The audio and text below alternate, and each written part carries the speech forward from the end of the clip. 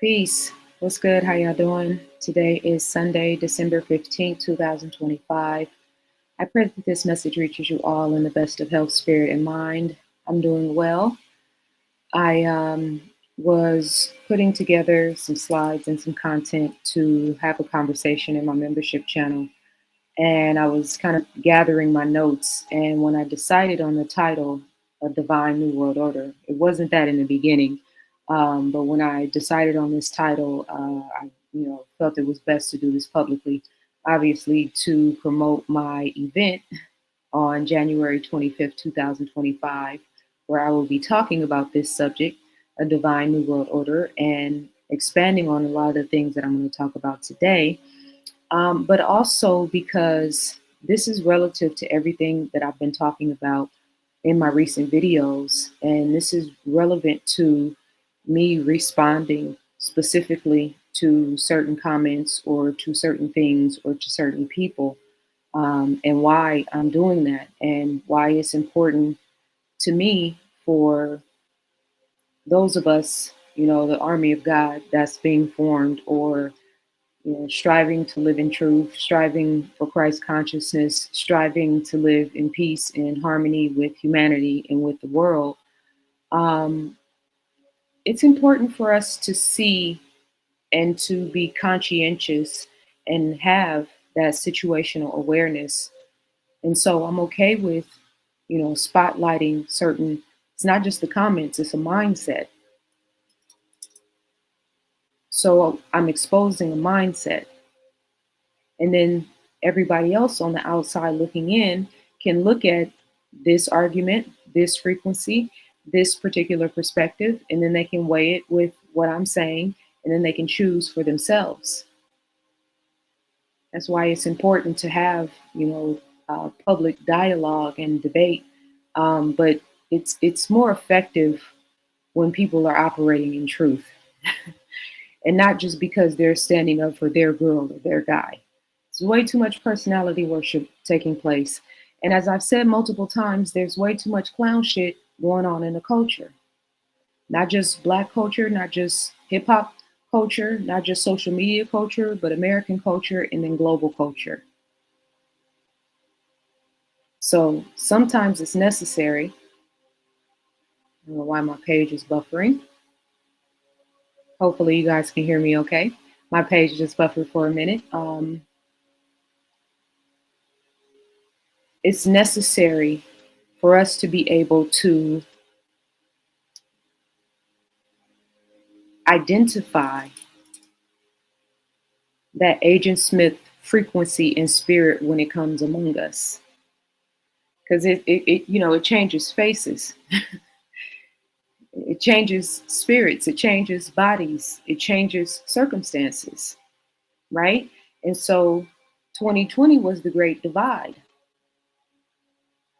The GQ said recently that Cat Williams opened a portal. No, Cat Williams didn't open that portal. 2020 did. We want to keep an eye on what's happening in the entertainment world and the celebrity culture, but that's like not one of the main points of interest and focus that needs to be magnified, especially because it's already so magnified and it's already done so much harm and so much damage in the collective conscious. So 2020 was the great divide when the portal was open and Satan came from behind the curtain. And I have been very, continuously, even with reading the comments on some of the responses on my recent video, and being super thankful for my audience. You guys are top tier in my book. In the way you guys have been like defending me, or not just defending me, but like defending truth and common sense. It seems to be a scarce thing these days. And what's so ironic is that the people on the right are laughing and pointing their fingers at the people on the left, the fake woke crowd, and he and ha, and making it seem like they're just super ridiculous, when in fact, there is a very large segment of the right, the MAGA crowd, the pro-Black MAGA crowd, who is You know what I mean? Starting to like jockey for the position for space in that arena. It's fascinating to me. So I'm looking at the comments and I'm seeing that type of spirit in my comments, and the lack of common sense and the lack of balance. Yeah, I want people to be able to. We're not going to get hoodwinked again. Probably the people that didn't get hoodwinked the first time, but hopefully there are more eyes open and souls awakened now, so that whatever these people have a plan coming forward, or any agendas that may be against our well-being, that we're all game tight mentally, spiritually, emotionally, and physically. And that's why I do certain things and talk about certain things to help us with discernment.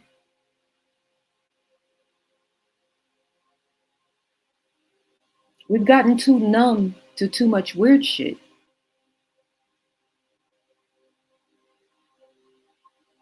In 2020, I feel like I said this in one of the recent videos, but 2020 through 2024 was the grace period. So those people with spiritual discernment, what I'm talking about when I say I'm not for anybody on the left or the right, the people with spiritual discernment, we all kind of do that unspoken head nod. They understand because God is in the details. I'm going to be emphasizing that in this conversation today.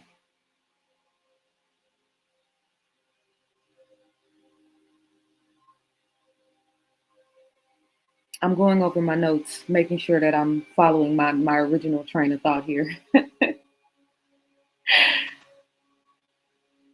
There's a lot of clueless people in the world. I don't want to be one of those clueless people. I'm trying to be on the right side of history.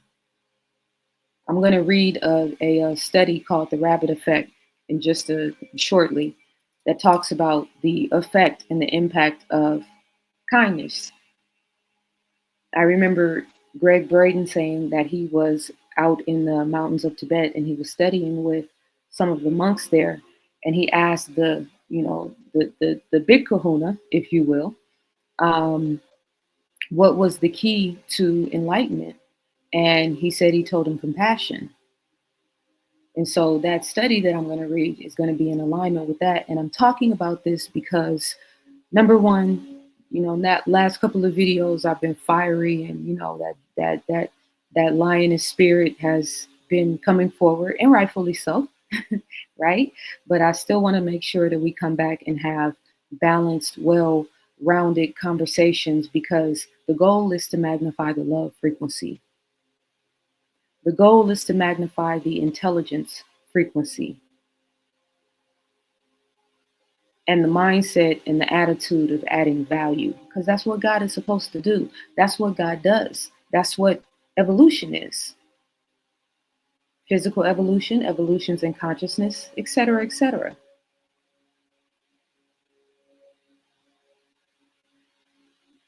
So a divine new world order, pondering that language, because new world order is the language of those other people. What does a divine new world order look like? If I say Hollywood is Satan's vision board, well, what does God's vision board look like? On social media videos, in film, in television, in the way that we write, in the way that we carry ourselves. I keep seeing people talking about Black culture with such a this disdain type energy. Somebody in my comments said that Candace Owens she doesn't not like Black people, she just doesn't like Black culture, which kind of proves my point. Because to me, Black culture is Malcolm X and Nina Simone and Nikki Giovanni and Noble Drew Ali and Marcus Garvey and Farrakhan and Elijah Muhammad and Nuri Muhammad and Tynetta Muhammad, Khalid Muhammad, Lena Horne, you know what I mean? Frankie Beverly and Mays, Kendrick Lamar.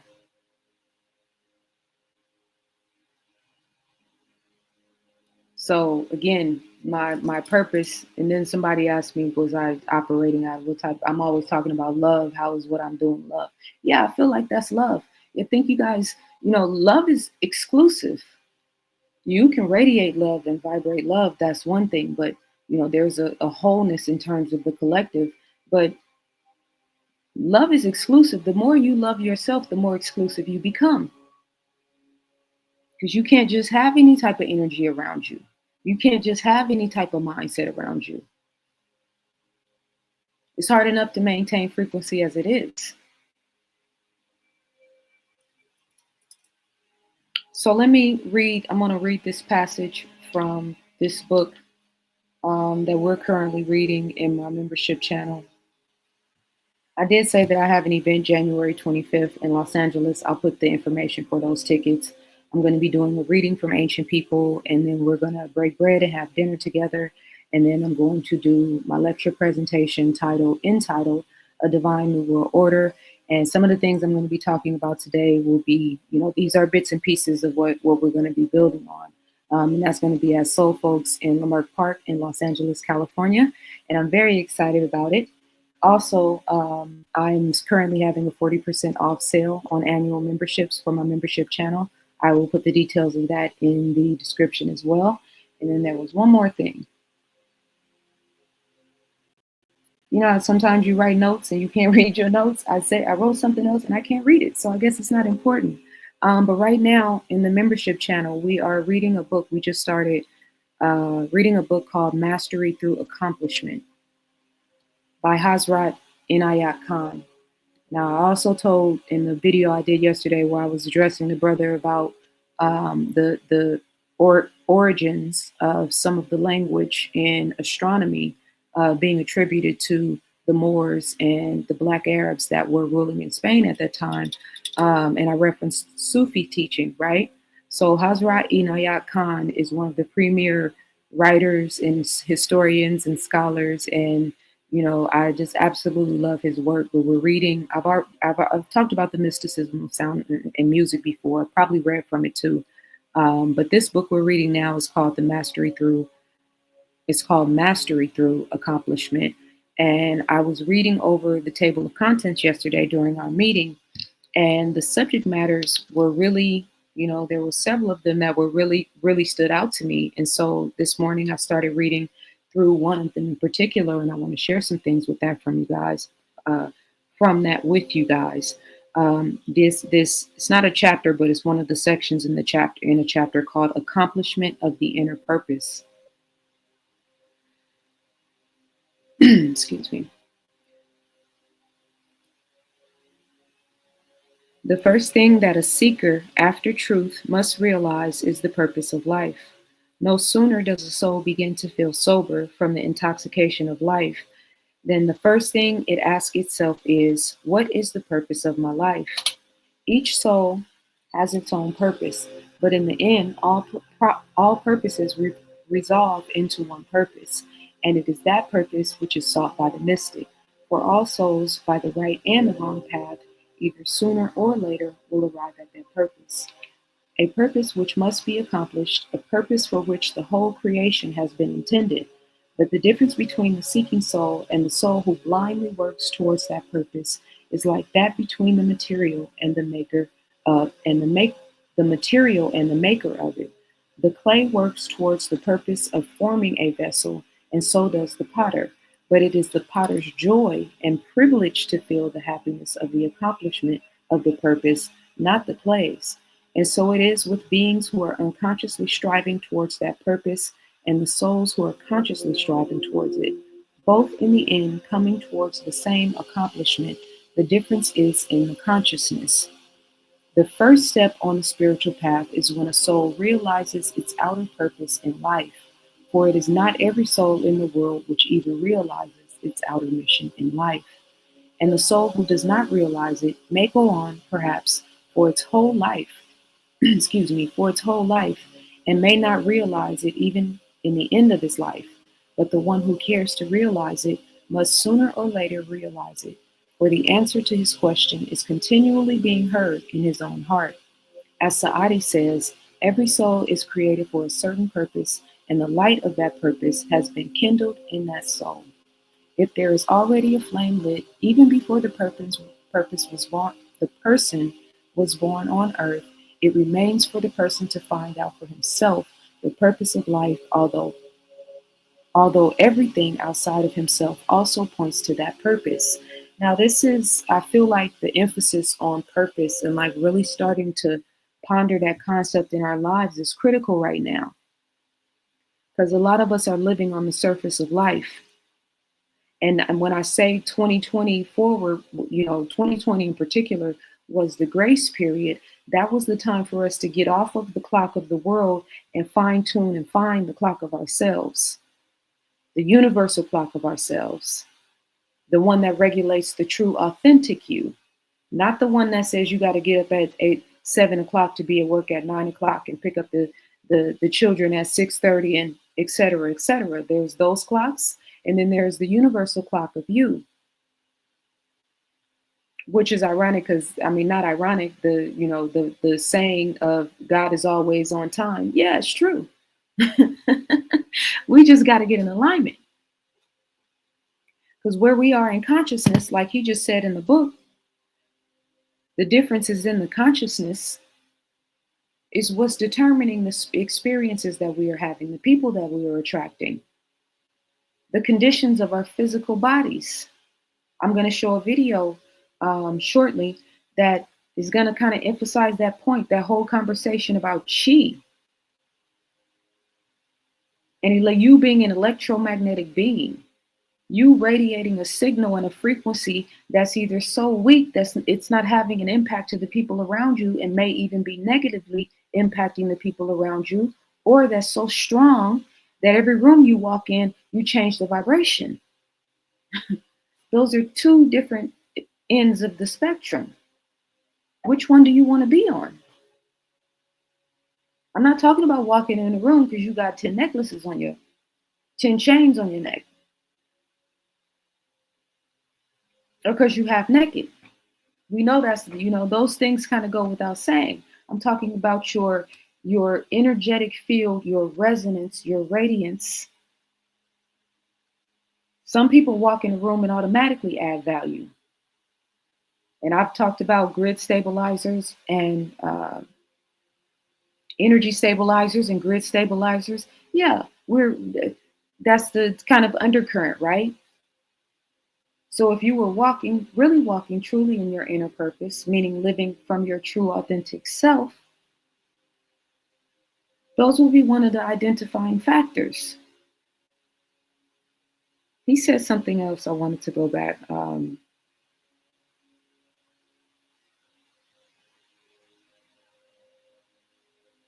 The difference between the seeking soul and the soul who blindly works towards that purpose is like the difference between the material and the maker of it.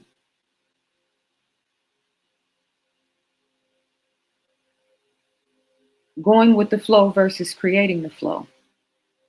2020, a lot of people went with the flow. You know what I mean? So then when I say God is in the details, apparently God takes issues with you giving the devil or people who may not have your best interest at hand consent. And I'm not just talking about when it comes to mandates. I'm talking about when it comes to having access to your body or access to your mind. Because the devil is in the details too. And that's how Satan, magnifies and expands that frequency.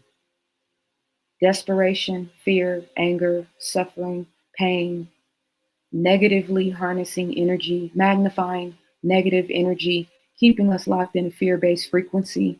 I mean, everything from the fluoride in the water to the fluorescent light bulbs in the hospitals. Why would anybody put fluorescent light bulbs in the hospitals? They are extremely negatively dangerous to the human body. It's been proven like so many times. That's why there's a difference between full spectrum lighting and fluorescent lights. It's a big difference. It's a big deal. Full spectrum lighting is supposed to be mimicking or getting as close to mimicking the sun and the light of the sun as possible. Fluorescent is the other end of the spectrum. So when I say there is a war, a synthetic war versus the organic world, yeah, that's a great representation of that. Spring water versus fluoridated water. Clear blue skies versus skies with white lines in it.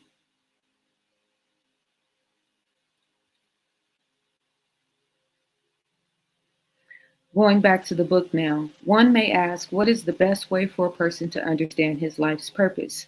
If one follows the bent of one's own mind, if one follows the track to which one is attracted, if one follows one's inner inclination, which is not satisfied with anything else, one feels there is something waiting for me, which does not know at the time, which will bring me satisfaction.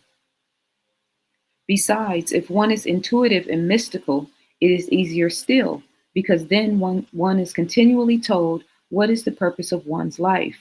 For nature has such a perfection of wisdom. One sees that the insects are given the sense to make their little houses and to protect themselves and to make a store of their food. The bees, who have the gift of making honey, are taught how to make honey. So nature has taught every soul to seek its purpose. It has made every soul for that purpose, and it is continually calling that soul to see that purpose. If the soul does not hear the call and sleeps, it is not the fault of nature, which is continually calling. Therefore, if I were to say it into a few words, how to find one's purpose, I would say by waking from sleep. We're back to talking about different stages of consciousness now. So I said, a lot of people are living on the surface level of life. We can make an argument that that represents the NPCs, right? Because the NPCs in the book, they just do exactly what they're programmed to do and not anything outside of it. So living at the surface level of life in terms of your career, in terms of your job, in terms of your business. And when I say business, and even in all of those things, your career, your job, and your business, you can live at the surface level, or you can apply your spiritual goals and aspirations to those things as well. Those people tend to be the happiest because they're doing something that they love and they're adding value to the world. Anything, in my opinion, that is rooted in spirituality has to add value.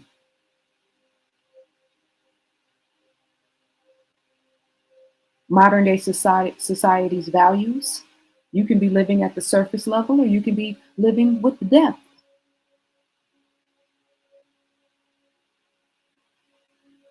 We could use the male female dichotomy in the conversation about dating online and online dating and all of these terrible experiences that all these people keep talking about, and how in the common consensus the bar of the conversation is so low.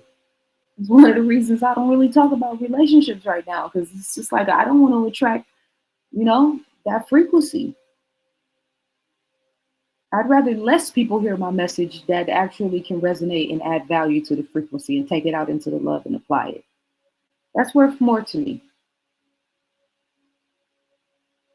So living at the surface level in terms of modern society and values, we look at the representation of females, Black females in particular, in rap culture. I mean, we actually have a very popular, clearly, what should I call it? Fabricated,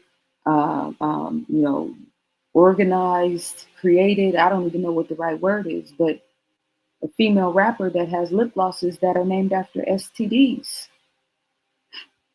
If cancel culture exists, what is it? What's the purpose if it's not going to work for things like that? And then for anybody in their right mind to try to defend that. And then for the plethora of Black women who have been in her space to not put a bug in her ear and be like, sis, that's not it. You making us look bad. But we don't want to talk about, the same reason, the same way that they just ran a full-fledged campaign, Kamala Harris, and was the campaign's underlying message was about reproductive freedom. And the message was specifically geared towards Black women, aka focus on promoting the plan and agenda of Planned Parenthood and other organizations such as.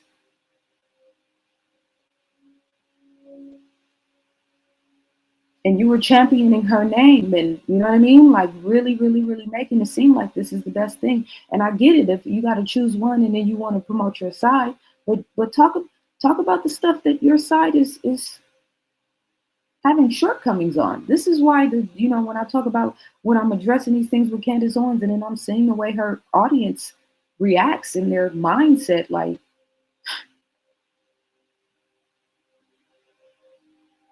I wish people had stood up for themselves like that in 2020.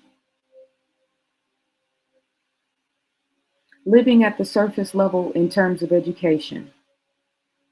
You know, we've realized that some of the people with the most degrees over this past 4 years turned out to be the most programmed.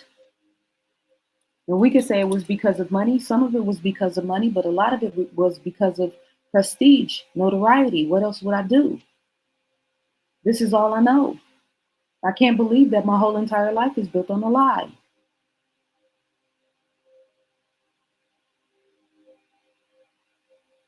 Poverty is the surface level of life. Poverty in spiritual affairs, poverty in mental affairs, poverty in emotional affairs, poverty in physical affairs.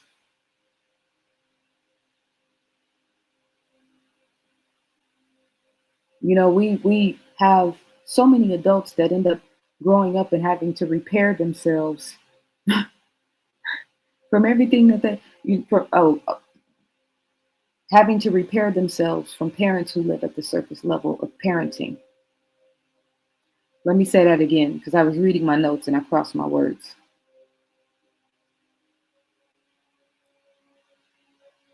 Parents who are operating at a surface level end up producing children that grow up and go off in the world and have to repair themselves as adults. Surface level, no in depth, not working on yourself, making sure the children have 3 meals a day and get to school. You know, the upper echelon of that vibration is, you know, making sure they're in a good, school situation. You know, all of those things, obviously the physical things and comforts of life, but then not dealing with your lower nature and parenting from your lower nature. And that's not a critique or a criticism because Lord knows there's nothing more important than the on the job training of parenting. You are really going to learn who you are.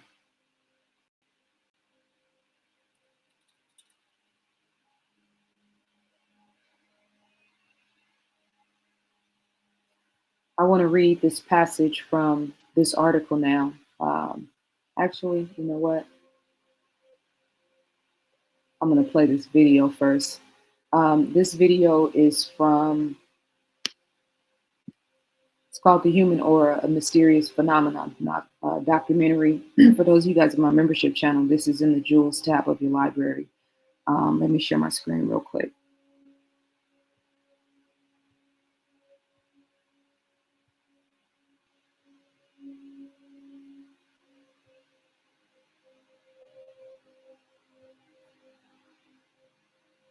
Okay, I think this clip is like 4 or 5 minutes. Yeah, that's it.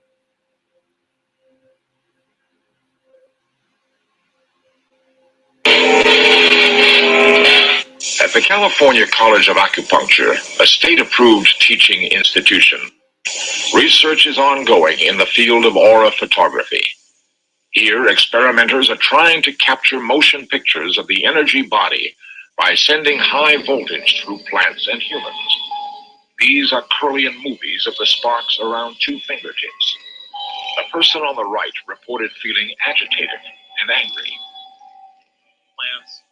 John Hubacher, one of the leading experimenters today. When we take a Kirlian photograph of a living object, it will always change, changes very dynamically, very much like we expect the human aura to change.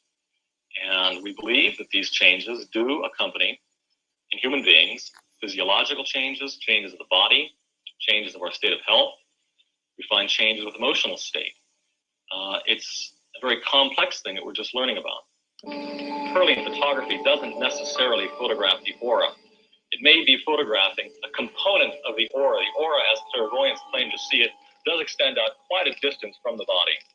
So it's certainly not the aura that clairvoyants talk about, but it may be what they call the inner aura, or the etheric body, or the energy body, or as we're trying to do research here at the California Acupuncture College, the system of acupuncture, chi energy in the body. This maybe is what we're really photographing with Kirlian photography. Skeptics have claimed that Kirlian auras are nothing more than fancy sparks, until the startling phantom leaf experiment was performed by several independent investigators. Ready to go? A generating apparatus produces a controlled alternating current of 40,000 volts. Make a longer spark. Part of a still living leaf is cut away, and a Curlian movie recorded. Yeah. In this case, with a video image intensifier. The faint electric field can be seen and recorded only in total darkness. One would expect to see just the uncut part of the leaf, and that is usually the case. On rare occasions, however, the leaf seems to remember a ghost of the missing portion. Evidence for the first time that the physical body is not all there is to life. Alan Dietrich has a worldwide reputation for his phantom leaf ability. John Hubacher comments. One of the problems with Curlian photography and the phantom leaves is that work that we had done at UCLA and work that we had heard about done in other countries, notably Russia, was that the experiment was not reproducible. This means that we would take phantoms, and at UCLA, for instance, we would get phantoms 1%, 2% of the time. They were very difficult to get.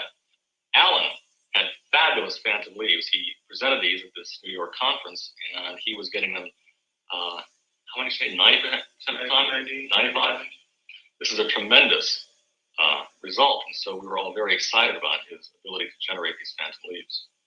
First time I did it, nobody ever said I couldn't do it, so I just went down and tried it. And I got it the very first time I tried it, so I've been working with it ever since. I haven't changed anything. So.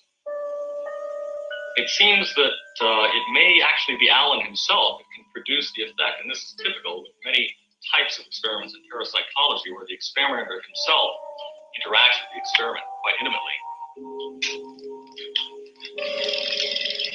The movie apparatus would not produce a complete phantom. Alan Dietrich continued all night with still film. Here are two of his successes. In each case, half a leaf produced a complete image. Curlian photography is now being combined with the ancient Chinese art of acupuncture. Preliminary results hint at a link between Curlian images and the meridians of acupuncture. Experiments with volunteers are ongoing. The meridians on the feet, the lines of energy, tend to be fairly weak, so we don't expect a very strong discharge. Right now at the California Acupuncture College, that's exactly what we're trying to determine. Whether the energy changes that are traditionally understood by acupuncture can be seen by Curlian photography. Okay, lights, let's... The feet show a slight imbalance. Okay, this meridian here, as you see, the large intestine meridian, tends to be very full on the pulse, so we should see this stronger. And we've found out afterwards that there is some intestinal problems, so that corresponds again to the diagnosis. Okay, lights, let's see if the Curlian. The hands show generally healthy meridians. Being able to cause and being the underlying. Dr. Stephen Rosenblatt, president of the college. The body's functioning depends on this energy flow. By changing the energy flow, we change the body's functioning. The Curlian work, the reason it's so important and so critical is that it provides an independent measurement and photograph, an actual picture of what this energy flow that we've been talking about so long is like. And kidney 3 on the left side. Data is still being collected. Curlian photos are taken of volunteers before and after the acupuncture. These are strong points to stimulate what are called the yin meridians, which have appeared weak by the pulse diagnosis. The procedure, by the way, is painless, and subjects rarely report any conscious awareness of a change. To stimulate. Now we've had the needles in for a period of about 5 minutes. I'm putting a little bit of moxa right here on this point, which is a herb which will tend to stimulate the energy here. We should be finding that the left foot, when we take the Curlian photograph, should be stronger than the right foot. Now we're lighting the moxa, and this should stimulate the meridians in. Can the internal energy flow be altered and photographed? The extreme faintness of the Kirlian image requires total darkness and film pushed to the extreme of sensitivity. The feet are now more in balance. This again is the large intestine line that we determined there was a problem with the large intestine line. And so now we can have the lights and we can see if this side shows up a little more balanced than it did last time, make a comparison of the two. Okay, lights.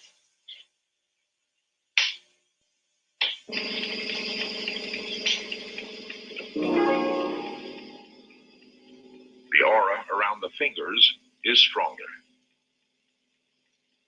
Because of the stress of the environment and other problems in modern life, the body is not perfectly healthy all the time, as we know. What acupuncture does is try and overcome some of these impediments, some of these blockages that occur in the system and return it to a state of balance or a state of flow. And what we're talking about flowing is qi. Qi is the Chinese word for this energy that we're talking about, this animate type of energy that causes the body to be alive and somehow different from the model that we have here. It has a certain life quality. It's this life force. The Chinese designated qi. Other cultures called it ki. The Hindus called it prana. The ancient Hebrews called it ruach. The Russians today call it biomagnetic force. It's been called orgone. It's been called odic force. All these names throughout history have been given to this particular force. And for the first time in all this history, we're able actually to photograph it. At the Orthopedic Hospital in Los Angeles, a startling new application of Kirlian energy has been invented by Alfred Benjamin, Director of Medical Photography. The experiment attempts to diagnose diseases in human blood. A Kirlian generator is set up to discharge through the blood onto a glass plate coated with liquid crystals. The drop of blood is carefully measured and placed on the crystal plate. An ultra-high-speed camera prepares to capture the first 1,000th of a second in the discharge.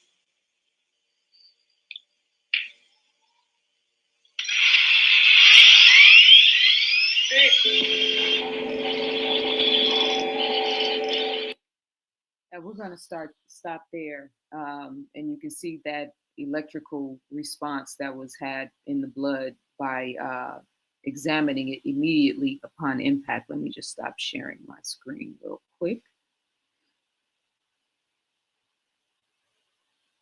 Isn't that fascinating?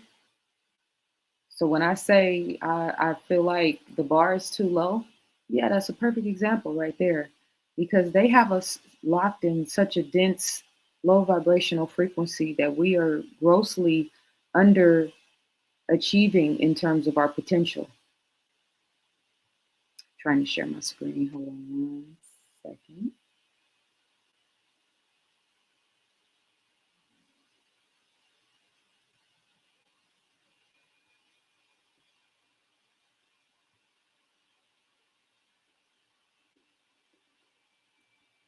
In the teachings of, the research of the Heart Math Institute, it has been verified that the aura of the heart, the electromagnetic field of the heart, which is that light resonance that we saw on those images, from the leaf that was cut to the woman's toes, to the woman's fingers, to the blood, that light beam of light represents the frequency or the vibration. You know how we always use that term? Everybody uses those words now, frequency and vibration, right? I think that's a very perfect example of what that actually means in real time. And so we're all walking around. The strongest auric field that can be measured is between 10 and 15 feet from the person. And then the average is usually around 6 feet. So what's the difference between the person whose auric field or whose frequency field or electromagnetic field can be measured? The difference between 6 feet and 10 and 15 feet, they're how they think, how they feel, how they eat, how they breathe, how they live. That's my like simple representation or definition of frequency or vibration. It's determined by how you think, how you feel, how you eat, how you breathe, and how you live. So when I say talk about raising the bar on the conversations, yeah, this is it right here. These are the recipes and the instructions that have been given to us from so many different great minds, from the Bible to the Quran to Taoism to, Kemetic spiritual teachings to history. That's why you never hear me talking, I'll talk about there's a difference between the religious aspect of all of this and the spiritual aspect of it. The books were supposed to be guides. The books are supposed to be guides. The books are guides. And then there's that electromagnetic field within you, which is governed by the heart chakra,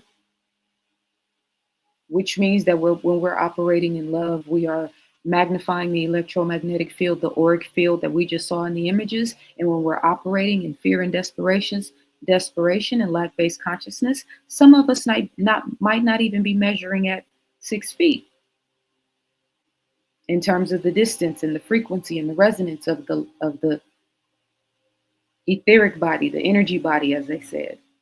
So chi, prana, life force, energy. These are all tools, understanding these things, studying these things, having practices that magnify these things. That's why when people tell me that yoga is demonic, I laugh. It's fascinating. Again, God is in the details. How could I ever let somebody convince me that yoga is evil when yoga is yoga helped me heal from potential carpal tunnel syndrome.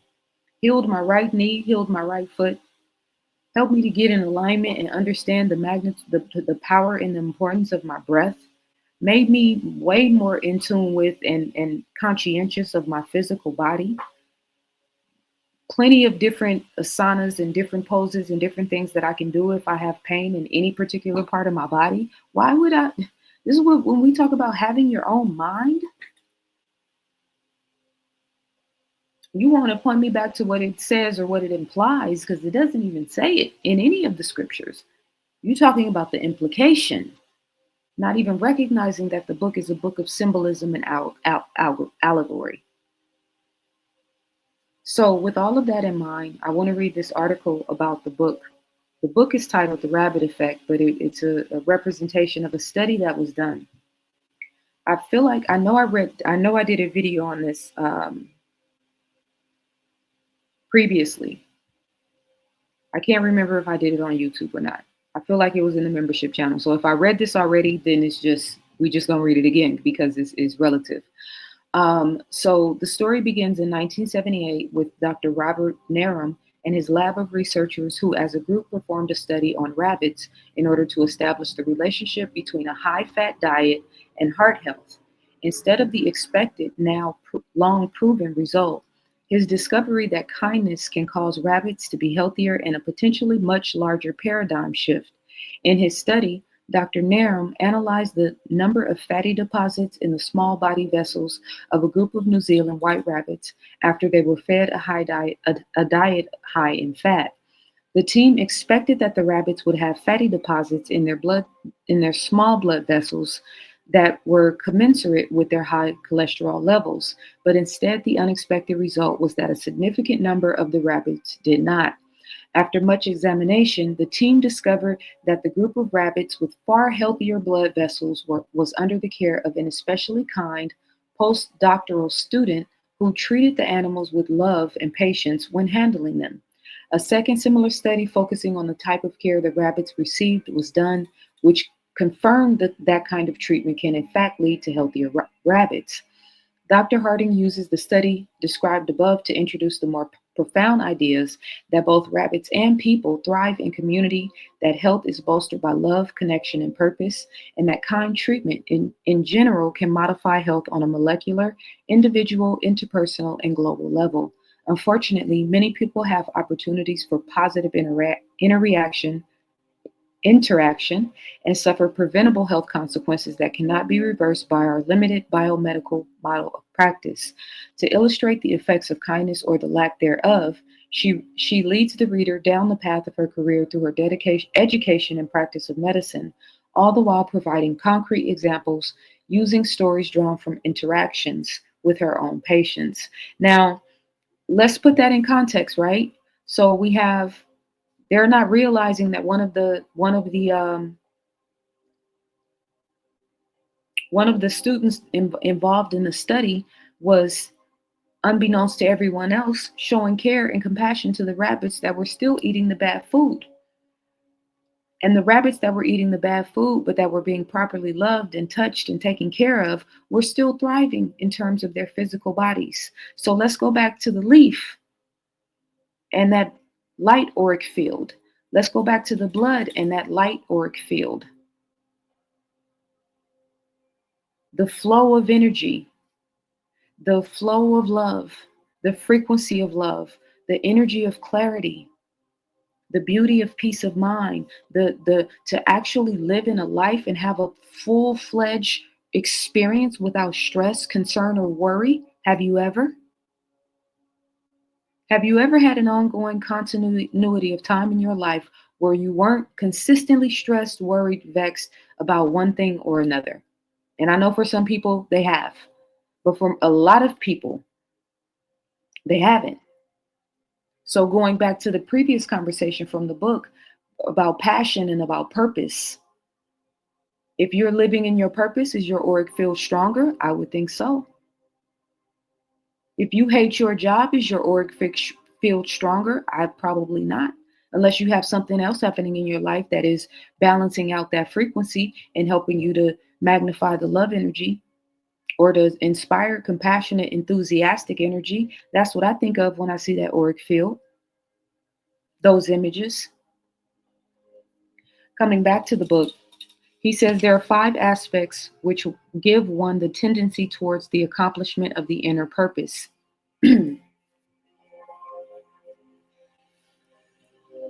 Desire to live, desire to know, desire for power, desire for happiness, and desire for peace. These 5 things work consciously or unconsciously in the profound depth of every soul. Working within one, they prompt one either to do the right thing or the wrong thing. And yet these 5 aspects belong to the one purpose, in the accomplishment of which the purpose is the whole creation is fulfilled. Desire to live strengthens the auric field. How could it not? Desire to know. It's so fascinating to me how people, that whole, you can just tell me anything and I'm going to believe it. I'm going along to get along. Yeah, I don't never remember being like that. Even as a child, I've always had a desire to know. I've always had a desire for truth. Desire for power.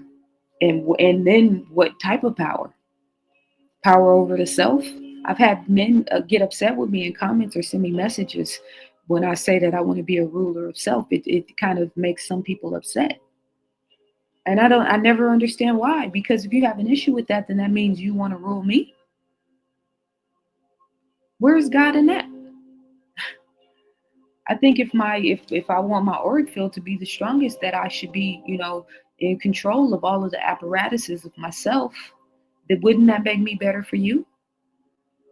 Wouldn't that my auric field being stronger and more powerful, my inner light, which is where that light comes from within, that's going to improve you. That's going to expand you. That's going to add value to you. That's why a lot of these men get bored in their relationships, because they're choosing from low-hanging fruit. And I'm not just talking about the quality of women. I'm talking about the things that they're interested in women in from the beginning. Now, is she strengthening or weakening your auric field? Are regular random jump-offs strengthening or weakening your auric fields? What's the likelihood that somebody you having casual sex with has a weak auric field or a strong one? And is it radiating bitterness and self-sabotage and narcissism? Or is it radiating love? I should have put the video in here of they have another version of this photography, but they use the camera. I've shown it in videos though before, so I'm pretty sure you guys remember that, where they can show you the physical being and the things that impact that auric field, and show you the aura coming off of the person and the images and the things that they're doing. One of the guys is at the beach and his auric field is strong, that kinetic energy from the momentum of the ocean and the waves, expanding his magnetic field. Then there's one with a woman sitting down in the lotus pole and interacting with her dog.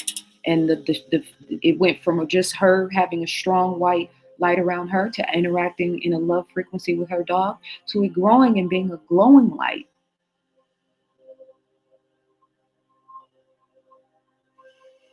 What are the practices and the things that you do on a consistent basis that are increasing your magnetic field? The name of this video is A Divine New World Order. My conversation in January is A Divine New World Order. Everything I'm talking about is what I think are the recipes and the keys in order to manifest a divine new world order, to actually live, to actually experience real, true freedom.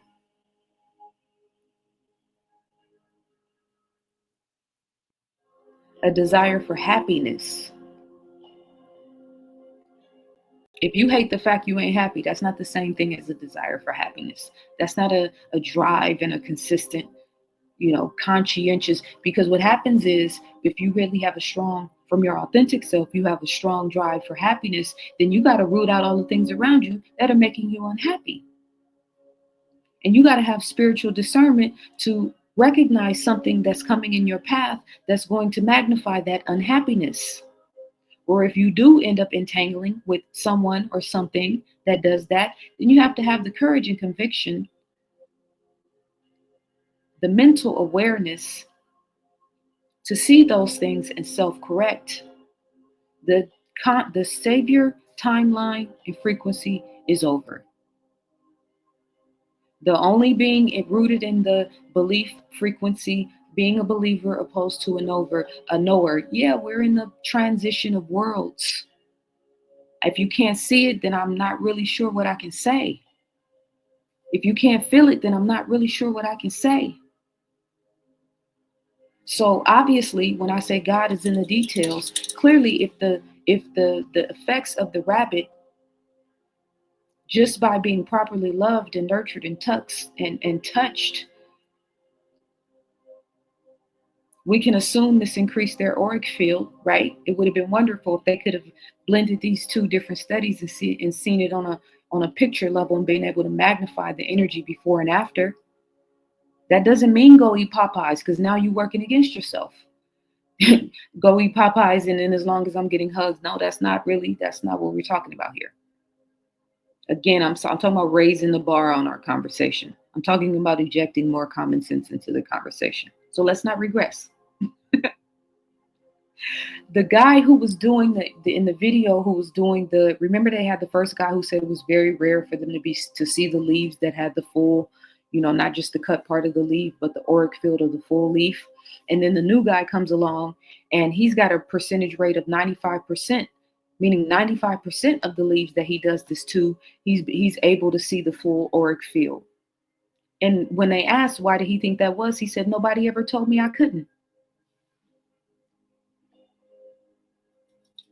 His energy, his perspective, his experience, his expectations dictated the outcome from a rare occurrence to a 95% positive occurrence.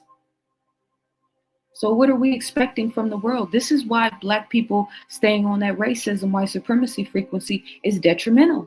Because if you expect for racism to be and white people to be empowered, and guess what? You increase the possibility. I know we don't think that we're that important and that we're that powerful, but we are. I'm trying to show you multiple different mediums of information and content, including this image of this beautiful sunset. When you're sitting on the beach and you're watching the sunset, I can guarantee you your auric field is magnified and expanded, taking in the negative ions in the atmosphere, all that kinetic energy and motion from the waves moving, the frequency and the sound of the waves moving. If you listen to it long enough, it sounds like a synthesizer. It's like frequencies out loud. Plus the grounding, putting your feet in the ground. Plus the sun at its lowest peak, hitting your eyes, so you're sun gazing. These are the type of things that we need to start really honing in on. We need to tap back into the frequency and the beauty of nature. The desire for peace. That's a critical one because some people don't even desire peace. A lot of people feed on envy and jealousy. We use the word hate in our community, and I know it's a part of the lexicon, so to speak. But really the funny thing is the hate is not really even about you, it's about them. But because you're radiating a certain frequency, those type of people are directing energy towards you. So there's still a vibrational connection and resonance. You expect racism, white supremacy, you're going to be met with it. I'm in a conversation on Instagram. I've mentioned this before. I'm going to read this conversation in a future video because I was making the point where it was one of those posts where it was talking about men are so undervalued, we're so underlooked, nobody, cares about us, etc. And so I made the comment that, I think Black men in particular should stop saying this. You're writing prophecy. And I made the correlation to the same way I feel about Malcolm X saying that, the Black woman is the most abused, abandoned, et cetera, et cetera. Like, yeah, I understand that is a part of the reality, and it was definitely a part of the reality then. I'm so glad he said it. Now it's 2024, and we need to start speaking life over our affairs. We need to start talking and thinking and radiating and focusing on and being intentional about having a desire for peace. If you want a desire for peace, then I think that's part of the recipe. You got to stop talking about living in hell. It's just the way these things work. I think we should have enough data now when everything is going good and you're in a good momentum and you meet new people and the rhythm of life is full throttle and everything is all good versus down and out when it rains, it pours. Yeah, those are two different ends of the spectrum. And the way to start pulling yourself out of that is accepting the self-accountability and having self-awareness. Where am I out of alignment? So that light body in those images, cancer, diabetes, sinuses, allergies, clots, mucus, blood, fibroids, tumors, all of that stuff, that's stuck energy. That's emotional pain or trauma or lack of movement, lack of proper breathing to properly breathe out, clean out your blood, lack of properly greens in your system to flush out your system, lack of proper walking and physical fitness to make sure that you are keeping, properly expressing some of that physical energy through sweating and through movement. We already have the recipe. So green food, sunshine, proper breathing, movement, meditation. You think your auric field expands when you do those things? Of course it does.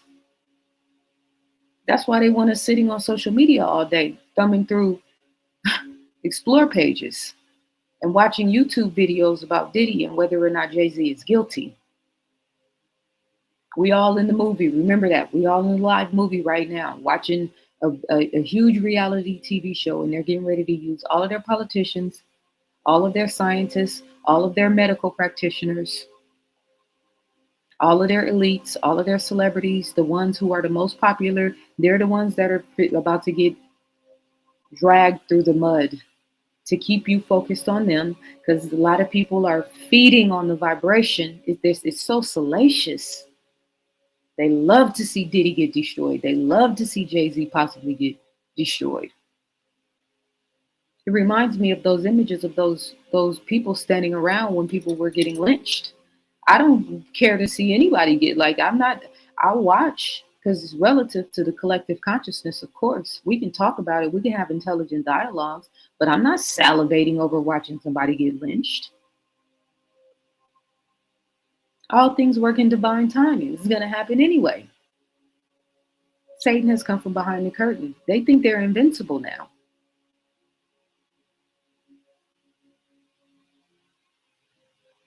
Your frequency is how you think, how you feel, how you eat, how you breathe, and how you live. We got to raise the bar on the conversation. We got to raise the bar on the way we're treating one another. We got to raise the bar on how we're treating ourselves. We got to raise the bar on how we think. We got to raise the bar on how we're feeling. That's why I keep saying you got to, the macrocosm and the microcosm, you got to confront the fear, the hardest decisions, the things that you've been running for 10 or 15 years now, the things that are eating you up on the inside that you can't seem to get past, the lack of self-love, which is keeping you unhealthy, eating the wrong foods because you're really dealing with too much pain, too much self-neglect.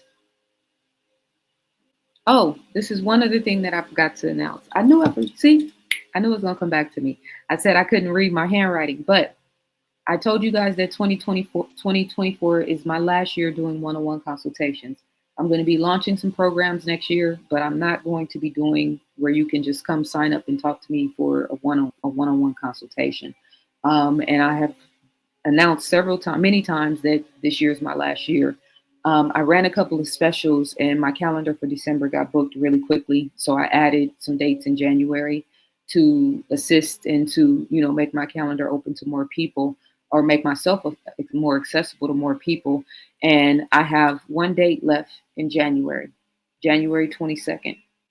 There's 2 spots open on January 22nd.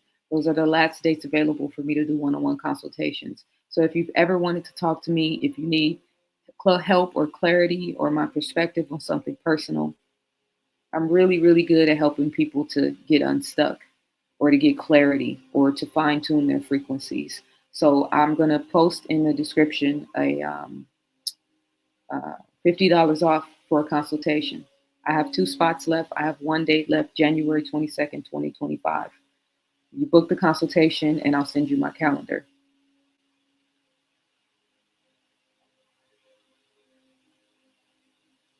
The army of God is being formed right now. And again, this is another reason why I read some of these comments, because the religious dogmatic mindset is like on 10 right now, especially in the right-wing Christian world. It's on 10.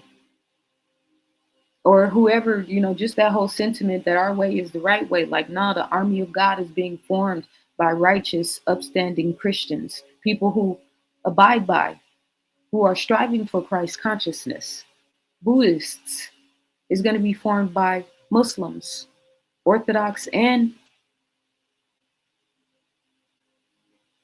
Nation of Islam, and the Nation of Gods and Earth, and those striving to walk in Christ consciousness that aren't necessarily ascribing to any particular religion, which would be me.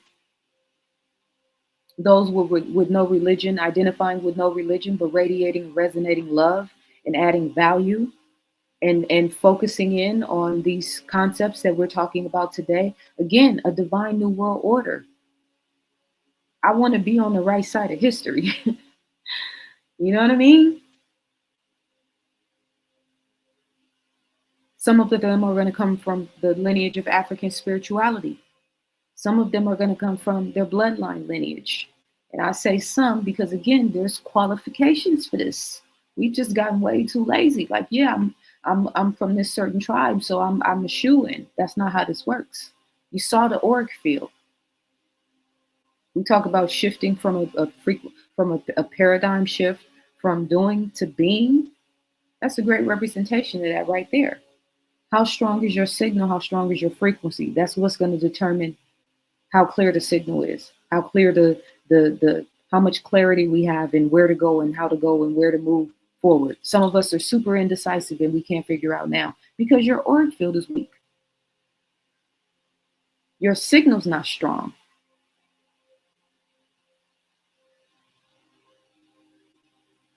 So I'm not anti any religion. That's what in the comments when people, so I read some of this stuff because I want to give a better, well-rounded perspective. The era of the necessity of religion is over. That doesn't mean we're not still walking through the scriptures. Obviously, I keep referencing them, but we write history in advance. The concepts of any world, new world order, divine new world order, etc., always start in the mind. That's why they keep your mind so busy. Because if it's busy in their world, then you're not building your own. That's why the power of imagination is relative. That's why the power of programming the subconscious mind is relative. That's why deciding what you want your life to look and feel like is relative. That's why going with the flow is dangerous.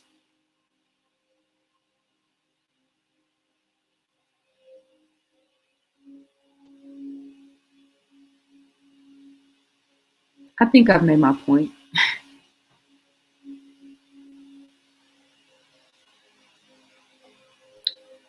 When Greg Braden went to, I feel like I said this in the beginning. Oh, the other thing I wanted to say.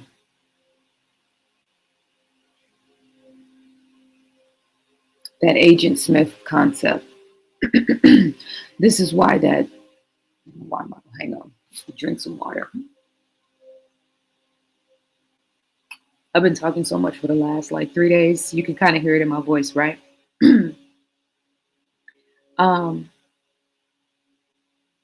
This is why that concept of neutrality and spirituality is not really a good way to be operating in the world. When I say the neutrality, I'm talking about, everything is, the darkness is God and the light is God. It's all relative. It's all one.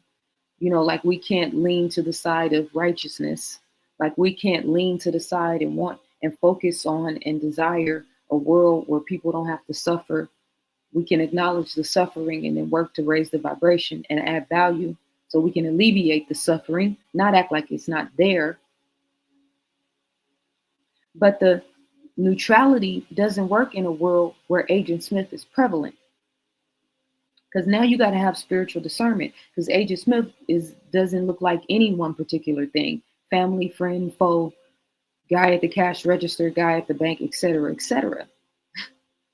That wasn't that clear in 2020? Did you have family members that just completely turned into somebody else and treated you like you were an outsider and ostracized you? Okay, so then that's Agent Smith. People come in my comments and completely disregarding everything I've said in a video where I've gone out of my way to be balanced in my perspective, but to express what I'm trying to express, like I don't have the right to my opinion. Just being contrary for no reason at all. That's Agent Smith.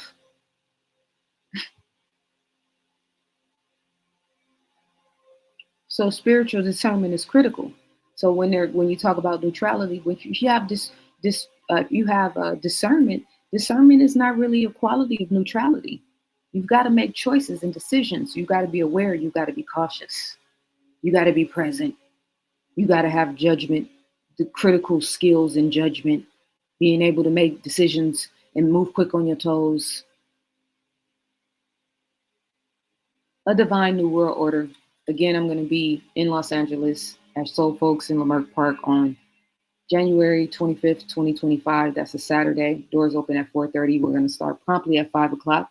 Part one is going to be me reading a segment of Ancient People. We're going to have an intermission and break bread together with some delicious plant-based vegan food. And then we're going to, I'm going to have my lecture presentation, A Divine New World Order. If you have questions about tickets or if you want to reach out to me, info@ZaZaAli.com is my website. I'm going to put the link in the description for 40% off my annual membership. I'm going to put the link in the description for tickets to Los Angeles event. And I'm going to put the link in for those last 2 spots on January 22nd for a one-on-one consultation with $50 off. All right. I'll see y'all soon. Peace and love.